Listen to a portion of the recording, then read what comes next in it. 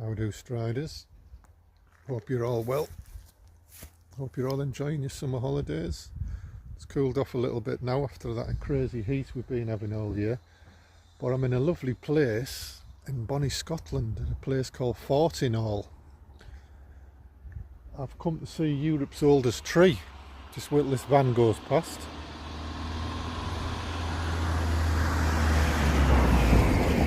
But I'll just give you the panoramic view of where I am.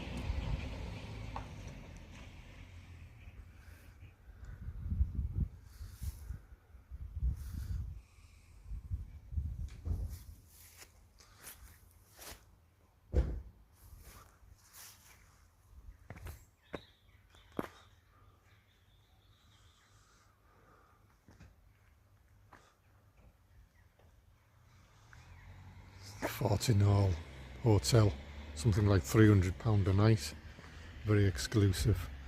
So yeah, let's go and check out Europe's oldest tree, shall we? Did I mention it was a yew tree? Of course, they always go and build a church next to these ancient sacred sites. The yew tree being an ancient sacred site, of course. Estimated to be between 5,000 and 10,000 years old. So our ancestors would have come here to do their offerings, their seasonal observations, their spiritual beliefs. War memorial. Church of Scotland. Remains of some kind of stone carvings on the top there. Commonwealth War grave.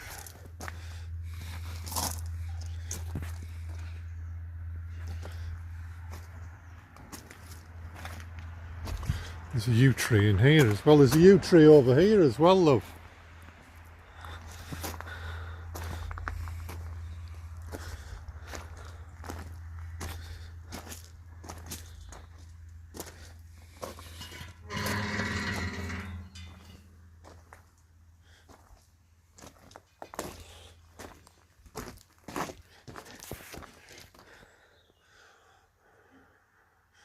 Another old yew tree here.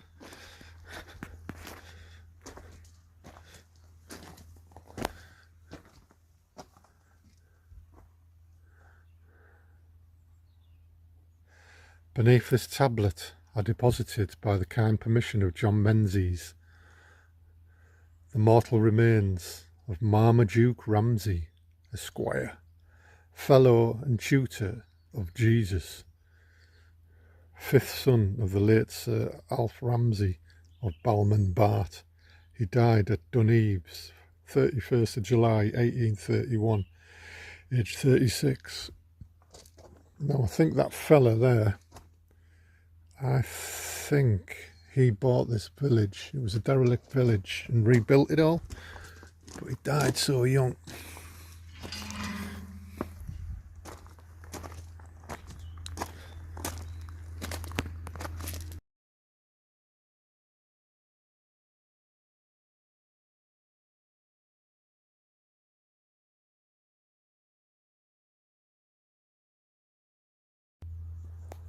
So the Fortindale yew, probably the oldest tree in Europe. The Fortindale yew may well be the oldest living thing in Britain. Yeah.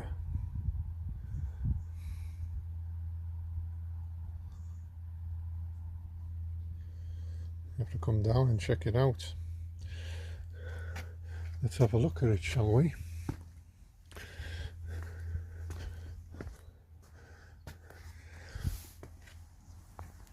There it is.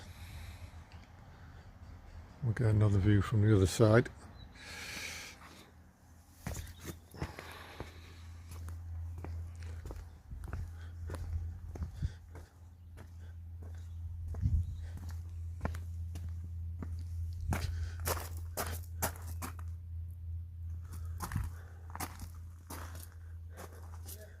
Look at this. The oldest living thing in Great Britain. Now see these posts, these wooden posts. posts.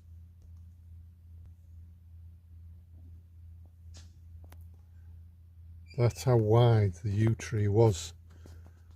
And then over time it splits and breaks. So there's a piece of it there, there's a piece of it there, and they fenced it off because where them posts were, people were coming and pinching bits of the yew tree and taking it home. So yeah, this is it.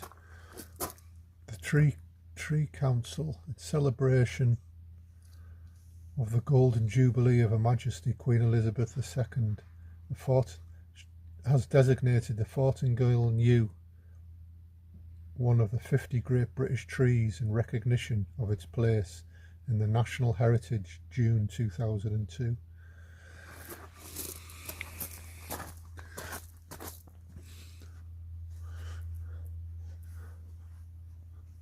And there's another one next to it. I'm just going to have a little wander around, folks.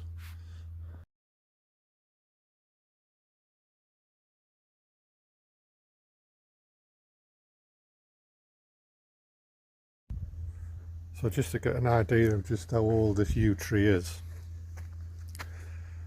Up ahead stands Fortingall's oldest resident, a 5,000-year-old yew tree. Imagine those who have passed this way before. Stone Age man, Bronze Age man, reindeer, boar and wolf. The Picts, for those who don't know who the Picts are, they were a tribe of people that lived in Scotland, and they were very artistic, and they used to paint themselves and carve rocks like so, and that's where we get the modern word picture from. Scots, Roman legions, Christians, warriors, explorers, scholars, kings and queens, worshippers through the ages, and you, the yew tree.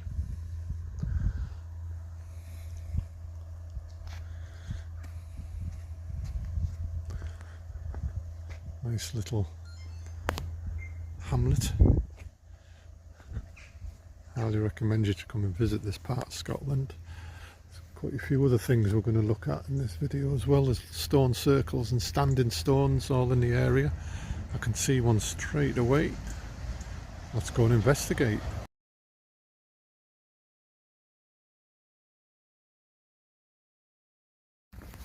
Just over the road from the yew tree and the church, there's a standing stone. Looks like it's on a burial mound.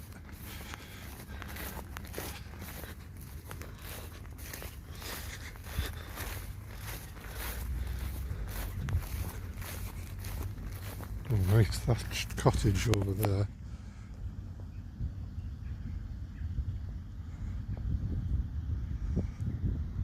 Couple more being rebuilt after being burnt, apparently.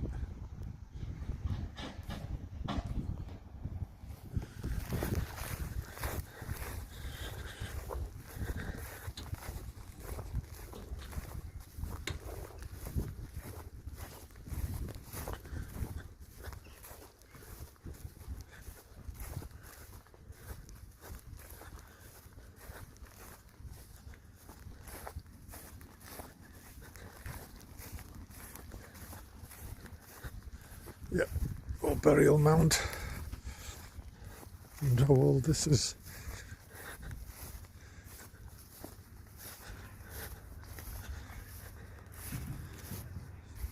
See what the plaque says on the top.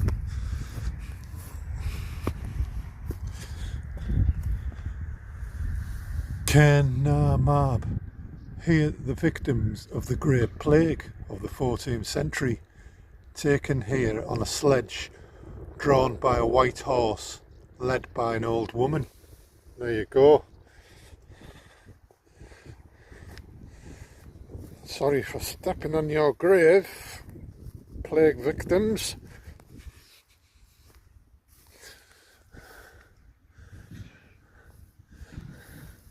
Very interesting. Another quick panoramic view.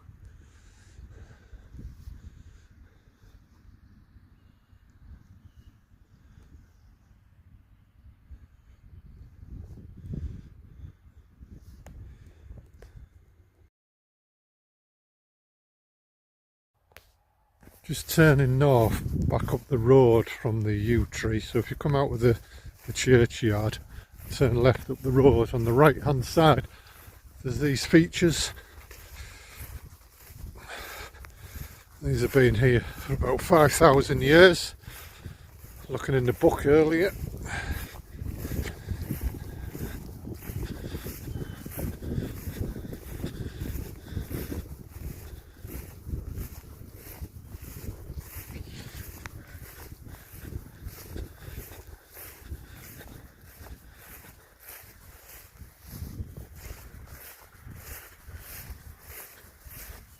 But the remains of a stone circle here.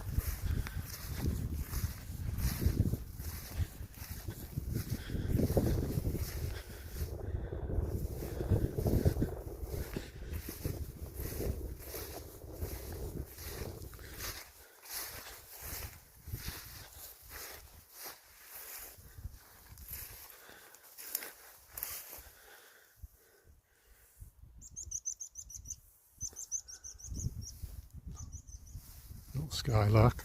And then we've got the remains of another stone circle here.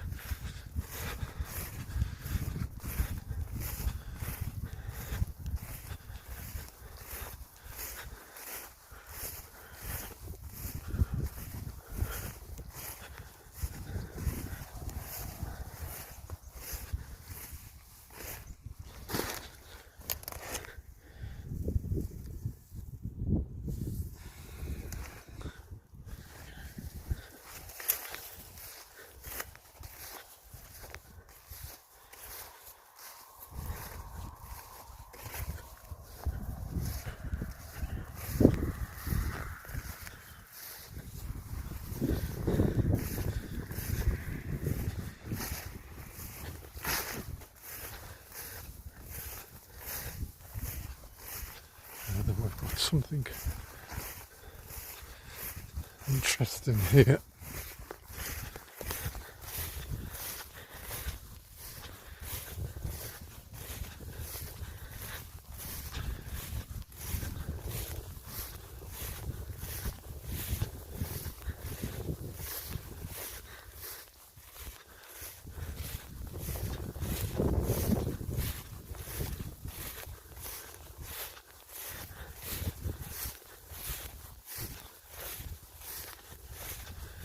Three standing stones here. So these stones here at least will be aligned with something, whether it be the solstices, the equinoxes, some star formation.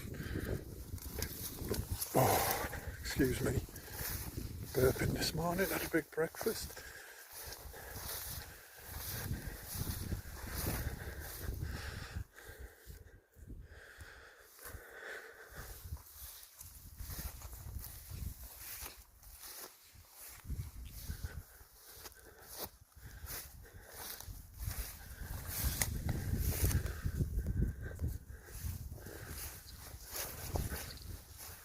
So looking that way is north, looking that way is south,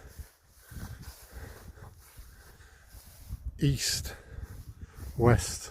So who knows what these are lined with? Somebody will know. I'll have to do a bit more research. Sorry I haven't got the information at hand for you folks. But yeah, just look at this place.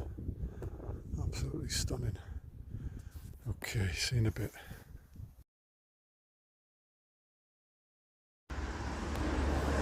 Okay, We're at another location now, just come to see a stone circle. About 9 miles away, 8 miles away from where we've been with the yew tree. This is called Croft Morag. I will put the grid reference in and a picture and the name of it so you can come and find it yourself. Let me spin the camera down and show you where we are now. Again, another beautiful spot.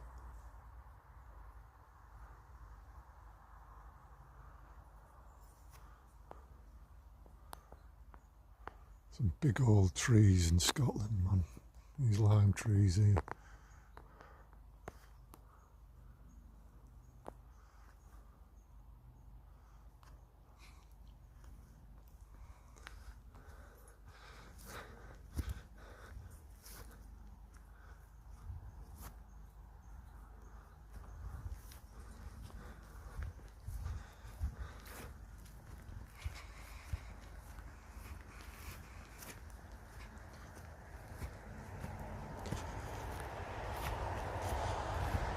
Croft Morag Stone Circle. Now apparently there's some carvings, some cup and ring carvings.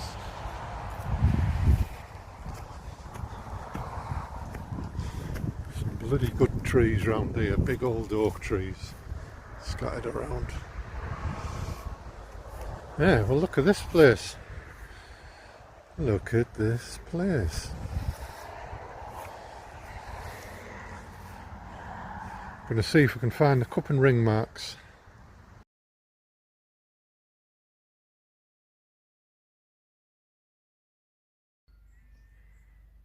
Croft Morag. This is a complex double stone circle which owes its appearance to no less than 3 phases of religious activity over 5,000 years.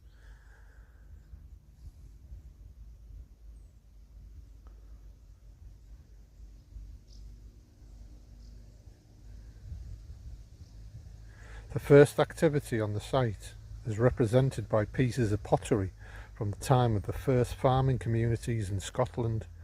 This sort of pottery is very often found on sites where people later built more substantial religious features. It probably marked the first ceremonial use of the site before 3000 BC.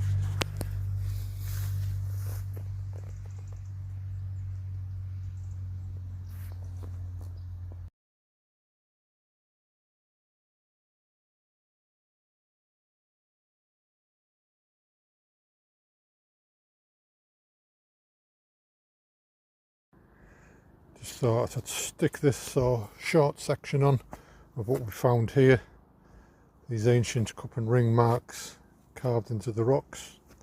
Just stick this on the video. It's worthy of a share. Look at all them thousands of years old.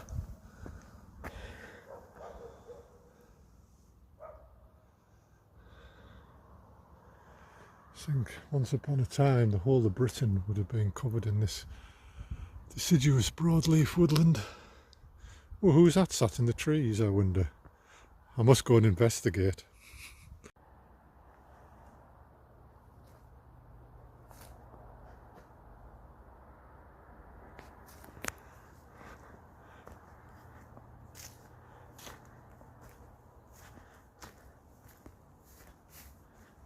This is known as St David's Well.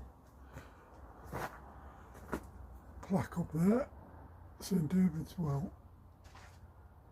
Yeah, can't read it.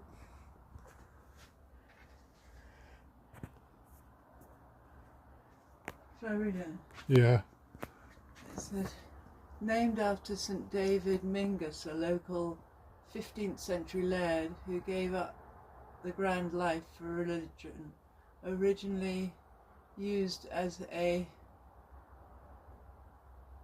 hermitage by St Cuthbert, a famous Christian missionary in the time of the Picts.